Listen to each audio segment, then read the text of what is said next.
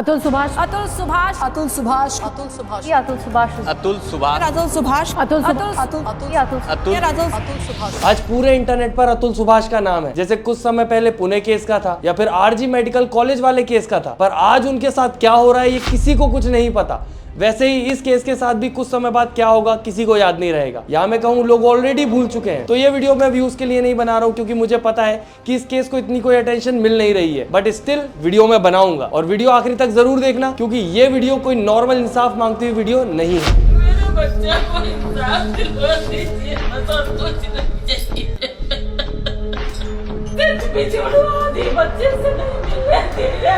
स्वागतम मित्रों एंड मित्राणियों। तो अर्ज किया है मर्द ने रोटी कमाई औरत ने घर बनाया, मर्द ने रोटी कमाई औरत ने घर बनाया, जब लड़ लिए दोनों आपस में तो करप्ट लोगों ने खूब कमाया। तो आप लोगों में से जो लोग अतुल सुभाष के बारे में नहीं जानते, ये एक इंजीनियर थे 34 ईयर ओल्ड, जिनकी वाइफ ने इनके ऊपर काफी सारे झूठे केसेस लगाए थे, जिनसे ये काफी टाइम से हैरेस हो रहे थे और काफी ज्यादा परेशान थे। क्या हो गया?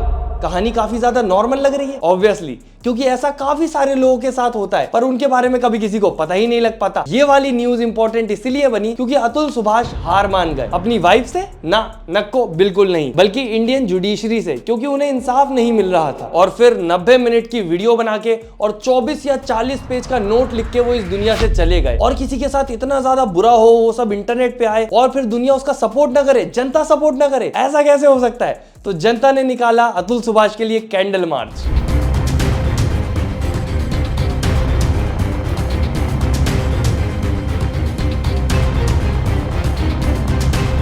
अरे भाई एडिटर, ये वीडियो क्रॉप क्यों कर दी? अच्छा नहीं करी, इतने ही लोग आए थे कैंडल मार्च में। अब आप लोग बोलोगे अगर उसके कैंडल मार्च में ज्यादा लोग आ जाते तो क्या उसको इंसाफ मिल जाता? नहीं दोस्तों, मेरा मानना यह है कि एक बार इंसान दुनिया से चला गया, उसको फिर कोई इंसाफ नहीं दिलवा सकता। मतलब जिसने दुनिया ही छोड़ दी उसको आप क्या इंसाफ दिलवा दोगे? पर एक एग्जाम्पल सेट हो जाता है ताकि ये सेम चीज किसी और को फेस ना करनी पड़े। पर सच तो यह है दोस्तों कि मेन ऑब्जेक्टिव जो होना चाहिए हमारा, improvement of law for everyone को भूल के हम इस लड़ाई का मेन ऑब्जेक्टिव बना देते हैं फीमेल वर्सेस मेल की जेंडर लड़ाई को। क्योंकि ना जाने कितनी लड़कियां भी होंगी जो अतुल के लिए बुरा फील कर रही होंगी, पर ये कैंडल मार्च वाली वीडियो के ही नीचे लोग कमेंट करते हैं कि इस कैंडल मार्च में कोई भी लड़की नहीं दिख रही, अब नहीं आ रहा इंसाफ मांगने। तो जो कैंडल मार्च में लोग आए हैं उनकी भी वाइफ होंगी। अच्छा चलो मान लिया वो भी डिवोर्सी है सारे के सारे, क्योंकि अतुल को सपोर्ट कर रहे हैं, तो बहनें तो होंगी, उनको ले आते। पर नहीं दोस्तों, हमें जेंडर की लड़ाई बनानी है। फिर कुछ लोग आएंगे बोलते हुए कि अगर लड़की के साथ बुरा होता तो सारे आ जाते सपोर्ट करने, लड़के के साथ हो रहा है तो कोई भी नहीं आया, ना कोई कुछ बोल रहा है। कोई कुछ क्यों बोलेगा मेरे दोस्त, जब तुम इंटरेस्टेड ही नहीं हो कुछ सुनने के लिए? और ये कोई पहला केस नहीं है जिसमें एक हस्बैंड ने खुद को खत्म कर लिया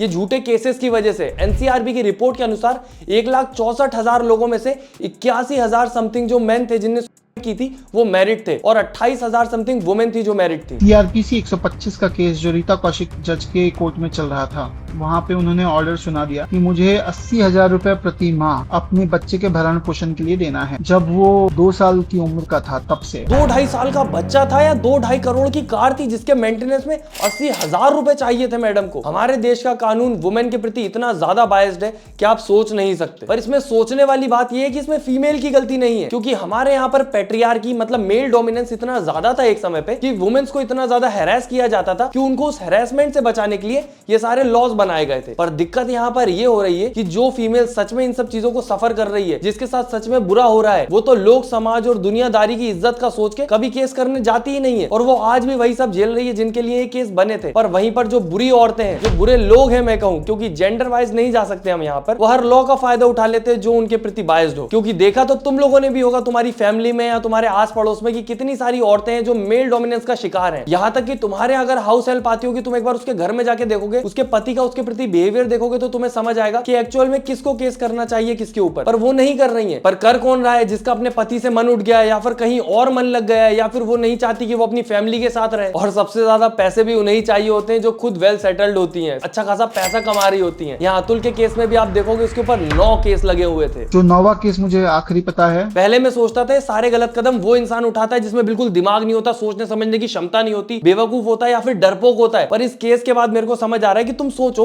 उस बंदे के ऊपर 9 केस लगे हुए हैं, 9 केस। अब उसकी जिंदगी क्या बची है? वो कमाता है, केस लड़ता है, पैसे कमाता है और वो सारे के सारे अपनी बीवी को दे देता है। और सोचने वाली बात यह कि जिस इंसान की वजह से तुम्हारी जिंदगी तहस नहस हो गई है, तुम उसको मजे करने के लिए पैसे दे रहे हो, अपनी मेहनत की कमाई दे रहे हो। कितना फ्रस्ट्रेटिंग और कितना हर्टफुल हो सकता है ये। और यहां तक कि इंटरनेट पे जो अतुल का नोट सरफेस हो रहा है उसमें यह भी लिखा था कि अतुल ने कोर्ट में खड़े होकर बोला था कि अगर ये दुनिया छोड़ के मैं चला गया तो तुम किससे पैसे लोगी पार्टी करने के लिए, कैसे पार्टी करोगी? तो वहां पर जज ने बोला था कि पैसे फिर तुम्हारे पापा को देने पड़ेंगे। और यहां तक कि अतुल ने नोट में यह भी लिखा है कि उसने जब कोर्ट में बताया था कि अगर ऐसे ही मुझे हैरेस करते रहे तो ये दुनिया छोड़ के चला जाऊंगा मैं, तो उसकी बीवी ने बोला था कि करता है तो करते बने तो तेरे से कर ले। और जज वहां पर ये सब सुन के हंस रही थी। और दोस्तों अतुल अकेला ऐसा नहीं था, ऐसे बहुत सारे केस हैं और 90% जो ऐसे केस होते हैं वो फेक होते हैं। ये जज को भी पता होता है, पर ये केस मिनिमम 4 साल चलते हैं। आपको हियरिंग के लिए डेट मिलती रहती है, आप बार बार जाते रहते हो, परेशान होते रहते हो, कोई रिजल्ट नहीं आता उसका, सिर्फ आपका टाइम वेस्ट किया जाता है। और आखिरी में आदमी थक हार के अपनी पूरी जमा पूंजी बीवी को दे देता है जिससे वो मजे करे। अगर पैसे नहीं है उतने भी जितने में डिवोर्स का फाइनलाइज हो रहा है तो अपना घर वर बेच के वो अपनी बीवी को पैसे दे देता है, क्योंकि जितना हैरेसमेंट होता है ये कोर्ट केसेस के बीच में एक आदमी का, वो उसको झेल नहीं पाता है। मतलब आप सोचो, अगर पति ने बीवी को धोखा दिया तो उसको पैसे देने ही चाहिए क्योंकि उसकी गलती है। पर अगर बीवी ने पति को धोखा दिया तो भी पति ही पैसे देगा कि जाओ तुम अपने बॉयफ्रेंड के साथ जाके मजे करो। और मेरा एक फ्रेंड वकील है, मैंने जैसा उससे पता किया है, जब ये डाइवोर्स के केसेस चल रहे होते हैं फैमिली कोर्ट में, तो जो पेशी होती है तो एक आदमी आता है, बस साइन करके चला जाता है मोस्ट ऑफ द टाइम। और नहीं तो जब भी वो आता है तो उसको लॉयर को पैसे देना है, कहीं जज को पैसे देना है, कहीं पुलिस वालों को पैसे देना है। आदमी चलता फिरता एटीएम बन जाता है। और जैसा कि अतुल ने उसकी वीडियो में बताया, वो 120 बार पेशी पे गया था। थिंक अबाउट इट, 120 बार अपना काम धंधा छोड़ के या किसी प्रकार से मैनेज करके बार बार वहां पर जाना और वापस आके फिर अपना काम मैनेज करना। और अभी भी आप फैमिली कोर्ट में जाओगे तो आपको ऐसे न जाने कितने लोग घूमते हुए मिल जाएंगे, टकराओगे आप चलते फिरते, इतनी ज्यादा भीड़ होती है। बाकी अतुल की वीडियो के अकॉर्डिंग इनके वाइफ के शौक भी काफी ज्यादा अजीब थे, जो कि अतुल जैसा सिंपल माइंडेड इंसान कभी पूरे ही नहीं कर पाता। जो उसकी आदत थी कि जो आपका आर्मपिट होता है, जिसको आप बगल या कांख भी बोलते हैं हिंदी में, उसे चाटना होता था वो। तो आप अगर लेटे हो तो वो उसे चाटेगी। इसके अलावा मेरी पत्नी की एक्सपेक्टेशन मुझसे थी कि मैं उनके मल मूत्र के अब जो बातें अतुल ने वीडियो में बोली है, तुम्हें नहीं लगता कि उसने कोर्ट में भी बोली होंगी? पर वहां पर उसको सीरियसली नहीं लिया गया। क्यों? अरे बेचारी औरत, बेचारी भोली भाली रोते हुए कुछ बोल रही है तो सही ही बोल रही होगी। इस मर्द जात का क्या है, ये तो हमेशा से औरतों को दबाते आए हैं, अभी भी कुछ ना कुछ झूठ बोल रहा है ये। पर अब जब इंसान दुनिया से जा चुका है, मुझे नहीं लगता वो दुनिया छोड़ के जाने से पहले आखिरी बार झूठ बोल के जाएगा। और ये कोर्ट की बात नहीं कर रहा हूं मैं, नॉर्मली भी लोगों की थिंकिंग ऐसी होती है कि अगर औरत बोल रही है तो सही होगा, आदमी बोल रहा है तो गलत है। और अब हम इंटरनेट पे कितना ही चिल्ला ले, ये चीज सही होना रियलिटी में बहुत ज्यादा मुश्किल है, क्योंकि एक्चुअल में लड़कियों को जरूरत नहीं है इक्वालिटी की डिमांड करने की, लड़कों को भी जरूरत है। क्योंकि यहाँ पर जो लड़कियां भोली होती हैं उनके चक्कर में ये जो खराब लड़कियां रहती हैं ये फायदा उठा के चली जाती हैं। और आदमी तो हर जगह खराब ही दिखता है फिर, क्योंकि औरतों के साथ जो एक समय तक पैट्रियार्की में मेल डोमिनेंस किया गया है, वो जो उन लोगों ने गलती कर दी उसकी सजा आज तक आदमी भुगत रहा है। अब जो आदमी अच्छा भी होगा उसको भी भुगतना पड़ेगा। औरतों ने तो पहले भुगता था, आदमी आज तक भुगत रहा है उसकी सजा। पर यहाँ पर सब कुछ उल्टा होता है दोस्तों। हम लोग गलत को गलत कहने की जगह अपने सही को भी गलत करने लग जाते हैं। गलत से लड़ने के लिए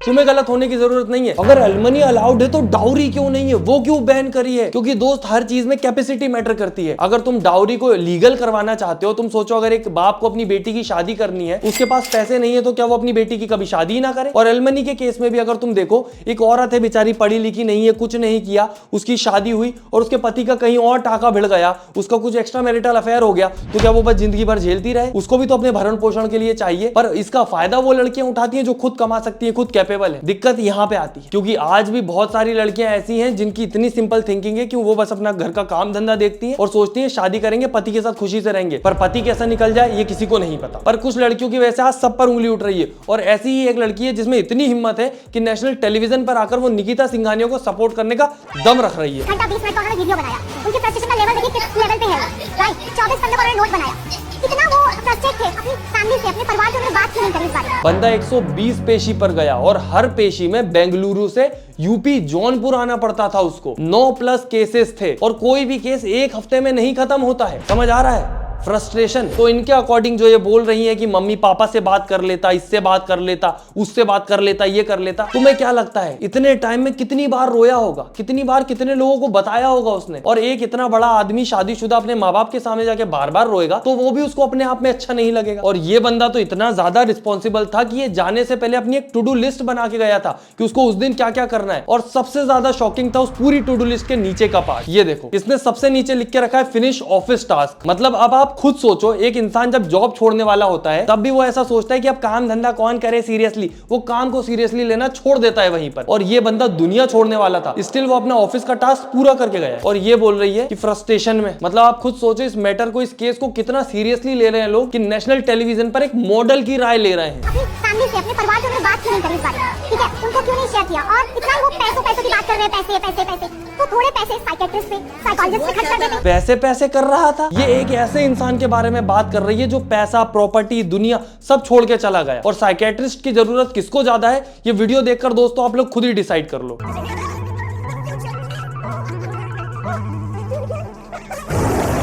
ये तो बहुत मैच्योर लोगों वाली हरकत थी, दिमाग है गधों का, आवाज निकाल रहे हैं शेर की, क्या बात है। बाकी दोस्तों वीडियो को लाइक सब्सक्राइब भले ही मत करना, पर वीडियो को शेयर जरूर कर देना, क्योंकि it's not about male versus female या मेल और फीमेल, क्योंकि भले ही तुम लड़की हो, तुम्हारा भाई तो लड़का है, वो जब ये सब चीजें फेस करेगा तो तुम भी फील करोगी उसके लिए। और जो लोग अतुल सुभाष के अगेंस्ट में बोल रहे हैं कि डर गया, केस लड़ने से डर गया, इससे अच्छा बीवी को खत्म कर देता, ये कर देता, वो कर देता, दोस्तों घर बैठ के बोलना बहुत ज्यादा आसान है, केस लड़ने में अच्छे अच्छों की हालत खराब हो जाती है। और दूसरी बात, उसका मोटिव कभी भी ये नहीं था कि वो बीवी को खत्म कर दे, उससे बदला ले ले। उसने जिस प्रकार से वीडियो बना के गया है, तुम ध्यान से देखोगे तो तुम्हें समझ आएगा वो जो सफर कर रहा था वो नहीं चाहता और भी लोग करें, उसको इंसाफ ऐसे मिले कि इस चीज के लिए कुछ इंप्रूवमेंट हो हमारे देश में। और अभी जैसे खबर आई है कि उसकी वाइफ, उसकी सास और उसका जो साला था वो तीनों अरेस्ट हो चुके हैं। निकिता सिंघानिया नाम है उसका, उसको भी थोड़ा फेमस करो, अतुल सुभाष अकेला क्यों फेमस हो। बाकी मैं आपको याद दिलाना चाहूंगा, चाहे पुणे केस हो या आरजीकल मेडिकल कॉलेज केस, अरेस्ट वहां भी हुआ था। और आज उस केस का क्या हो रहा है, नो वन नोज। मेरा अस्थि विसर्जन तब तक नहीं होना चाहिए जब तक मेरे हरासर्स को पनिशमेंट नहीं मिलता। इतने सारी चीजें,